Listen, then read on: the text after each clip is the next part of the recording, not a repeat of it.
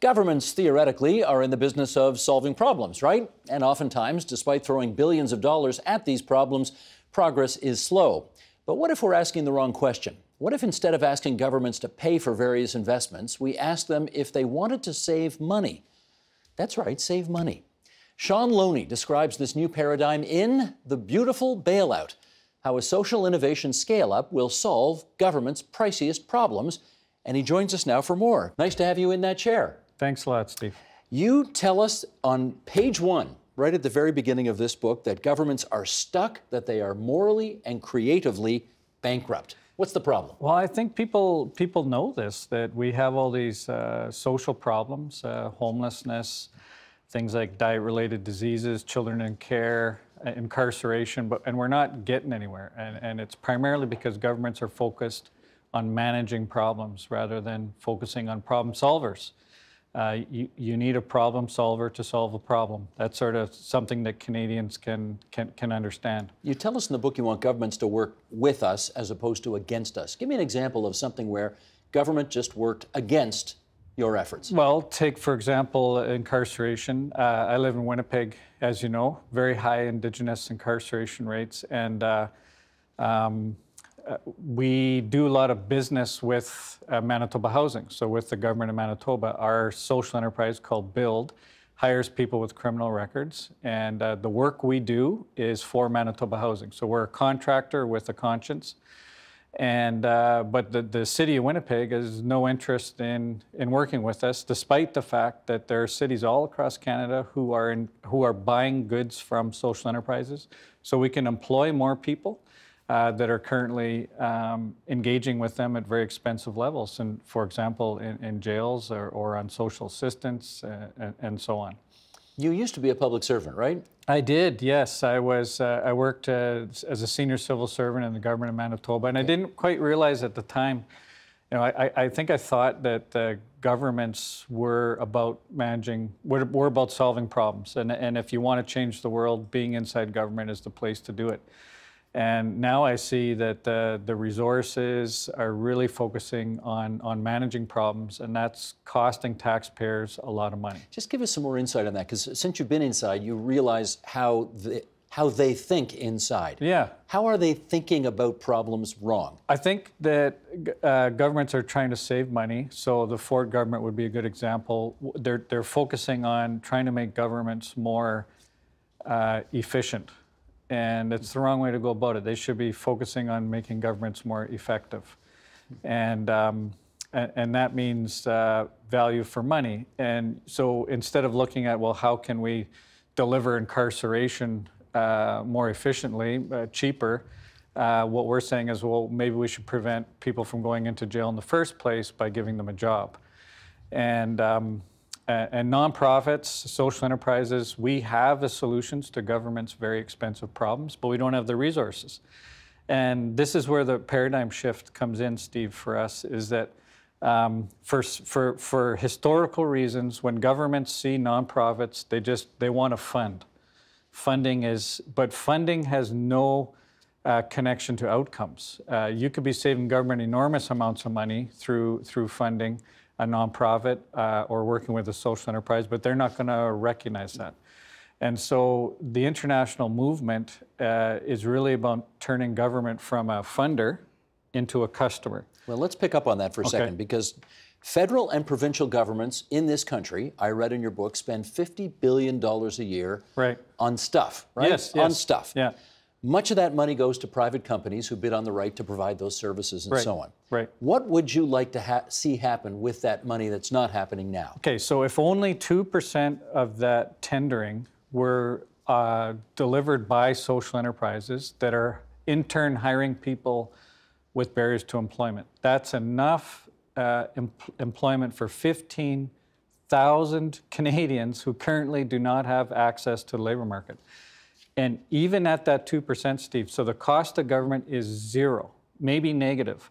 How do you figure? Well, because instead of buying from the private sector that is not hiring people with barriers to employment, they're going to hire from they're going to engage social enterprises, and we in turn are going to hire people for example, people with criminal records that are costing taxpayers a lot of money because they're in jail or they're on social assistance or whatever.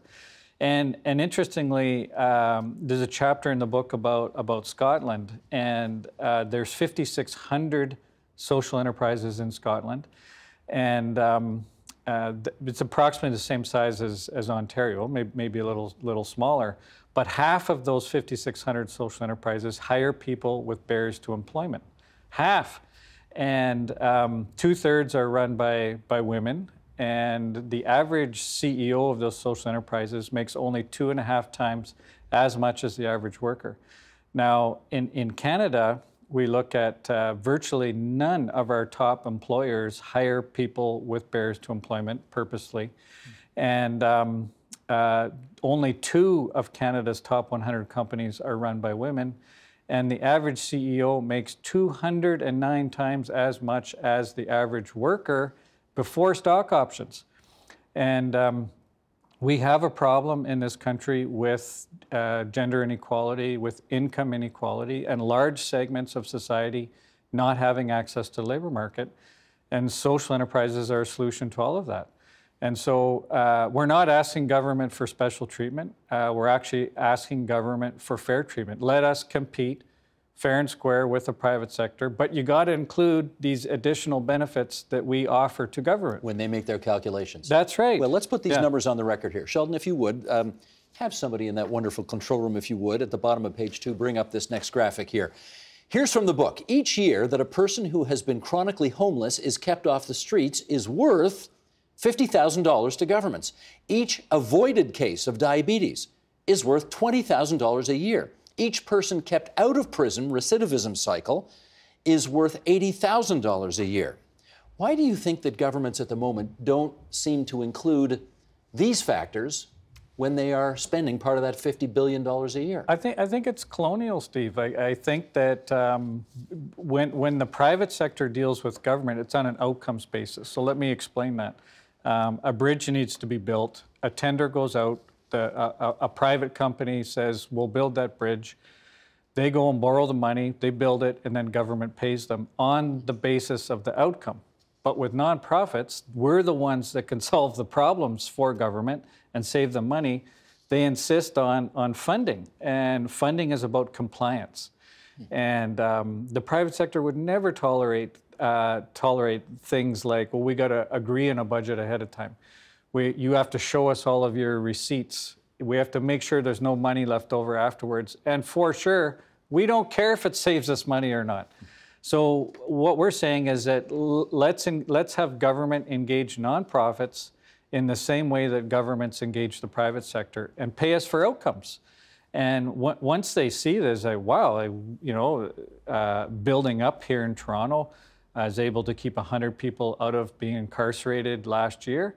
What are the savings? And you'll see, of course, $80,000 a year is an enormous amount of money per person. And they'll say, wow, can we do more tendering with you? And it'll be an easy transition for them once they stop and think about it. Let's do another example. Homelessness, for example. What would a socially innovative solution to homelessness look like so governments weren't spending $50,000 a year on a homeless people? Okay. Great question, and we're doing some work in Simcoe County in Ontario. And the trick is turning government from a funder into a customer. So there are 400 homeless people in Simcoe County that are in regular contact with emergency services, 43 times a year each. So 400 people times 43 contacts a year with fire, police, ambulance. Hospitals? Yeah, hospitals in 2 ways, both the emergency ward and the mental health services. Incredibly expensive, Steve, maybe $130,000 a year per person, but it only would cost, $30,000 a year to properly support them and to love these, our sisters and brothers. And so we are preparing the affordable housing and supportive housing community to sell to governments a reduction in the number of times these 400 human beings are in contact with these emergency services. And the mayor there, Jeff Lehman, is saying, this is fantastic. That's the Mayor of Barrie. Yes, the mayor of Barrie. And so he's very open to saving money for taxpayers, but it involves engaging the nonprofit sector differently, because he'll say, we don't have the funding. We're out of money because we're spending so much money in emergency services. But instead of asking nonprofits, instead of asking government for funding, we're able to say, hey, would you agree to save money? Because if that's the case, we've got what you need. That's the key paradigm shift here, right? It is huge. It's not groups going to government saying, can we have your money? It's groups going to government saying, will you let us save you money? Yeah, and so the question, that's exactly right, Steve. And so the question then becomes, where do we get the money in the first place to begin to offer those services to government? Because government, the answer to that? Well, this is what's emerging, and in my new book, I'm very excited to talk about the role of foundations in Canada. So there are 10,000 foundations in Canada. That was a big surprise to me. $73 billion in assets. Now get this, only 5% of that $73 billion is available to nonprofits in granting. The other 95% is in investments. Some of those investments are causing more problems than the granting is resolving. And so what some really progressive foundations are doing, including Harbinger Foundation, the Lawson Foundation, the McConnell Foundation, the Community Foundations of Canada, and many others, what they're saying is that, guys, to nonprofits, you're in the wrong lineup. Get out of the 5% lineup and into the 95% lineup. We'll invest in you. But the difference between the granting and the investment is that they want their money back. And so that involves government acknowledging the work that we're doing is saving them money. And what's new about this, and some people might think I'm talking about a social impact bond. I actually don't think they work very well. But what's new about it and is the indigenization of the model, where it becomes a circle, because the impact investors invest in us, nonprofits and social enterprises. We do our amazing work and scale, and then government gives the impact investors their money back, and then the to the outcomes purchasers buy those outcomes, and then the impact investors can reinvest again and again and again, over and over and over, and it's a circle. And virtuous circle instead of a vicious circle. Yes, a good point. Yeah, and so we have for the first time, I think, a model that is community oriented, that gets revenues to nonprofits and social enterprises that can once and for all solve these very stubborn, insatiable social problems. You've got a chapter in this book that focuses on food. Yes. How can good and better food be a solution to so many of the problems we have right now? Well, I think if governments, instead of looking at food, I'll give you an example of the Garden Hill First Nation. I'm from Winnipeg. Garden Hill is Ojibwe, 700 kilometers northeast of Winnipeg, and a remote community. The Canadian Medical Association is saying that 4 out of 5 First Nations youth will have type 2 diabetes at some point in their lifetime. Mostly because of their diet. Diet and exercise, yeah. Both, and they go together. Now, in Garden Hill First Nation, there's a federal subsidy program. This is your taxpayer dollars, called Nutrition North Canada. About $1 million a year goes to mainly one retailer in Garden Hill, the Northern Store, that sells mostly unhealthy food. So I've helped to start a social enterprise there called Aki Foods, and we have a wonderful farm. Aki, A-K-I. Yeah, it's an Ojibwe word for earth, Aki Foods. And 13-acre farm there. Most of it is planted. We have chickens. It's amazing, that aren't deep fried, which is what happens at the Northern Store. They own a Kentucky Fried Chicken. Now, the Nutrition North Canada subsidy program gives money to the Northern Store that sells mostly unhealthy food. But the chickens grown by the Ojibwe in Garden Hill First Nation are ineligible for the subsidy because they're local. And how does that make any sense? Well, it doesn't. It's colonial. And so in the Beautiful Bailout, I'm talking about like how governments have got it all wrong. Like they don't they don't think the communities can do anything for themselves. And so they're left with managing these hugely expensive problems. And in the Island Lake region of Manitoba, Garden Hill is one of these First Nations. The government of Canada alone is spending $50 million a year treating one diet-related disease. And it's going to be $100 million soon due to increased population and increased incidence of diabetes. And so to answer your question, what do we do about that is that we turn government from a funder into a customer. And that means us working with the First Nation to sell to governments a reduction in diabetes management costs. And we did this radical thing of asking the First Nation, what is it you want to do about diabetes reduction? And so they said, you know, we want more farming. The place is called Garden Hill First Nation. We want to return to that. We want more fishing and hunting, and we want more cultural activities, more maternal health care, more recreational opportunities for the kids. And we want a healthy food market that can compete against the Northern Store and do good things in the economy. And so working with foundations such as the Lawson Foundation, we're able to go to government with a complete package, right? And say, at no risk to you, we are offering you the opportunity to save an enormous amount of money. Are you in? And this is the trick. Governments are saying, of course, absolutely. Thank goodness you didn't ask me for funding, because we don't have any. But we can agree to save money. That's something we can do together. Here's another excerpt from the book, because you talk about changing the dynamic. Here we go. There is a constant tension within governments, a tension between the impulse to serve the common good and an impulse to control and dictate from a position of knowing better. Presumably, there will be no progress on these issues you care so much about until you change that dynamic. How do you do that? Well, when we talk to government, we're saying, we're asking you to agree to save money. But there's something that comes along with that. And that is that you've got to let go. And you've got to let go now. They're not good at that. They're not good at that, but I think they know that they need to. Now, the Government of Canada has an $805 million social finance strategy.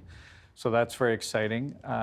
It's rolling out now. Foundations are beginning to say, wow, like we can use our grants and we can use our investments to really increase our mandates. That's really important. And nonprofits are beginning to stop giving away our valuable outcomes, value those, and sell them to governments. And when those three things happen, we have, you know, that's the match that sets the fire alight. And it's happening. And I certainly was not this optimistic even 2 or 3 years ago. I'm very optimistic now that this is going to transform how governments and nonprofits relate to each other, and not in a 3-4% a year growth rates. I think it'll be very disruptive. Every public servant, every politician should read this book. I think so. I think so too. The Beautiful Bailout: How a Social Innovation Scale-Up Will Solve Government's Priciest Problems. Shaun Loney, thanks a lot for making the big schlep from Manitoba to the province of Ontario for this. Really nice to be here, Steve. Thanks a lot. Thanks a lot.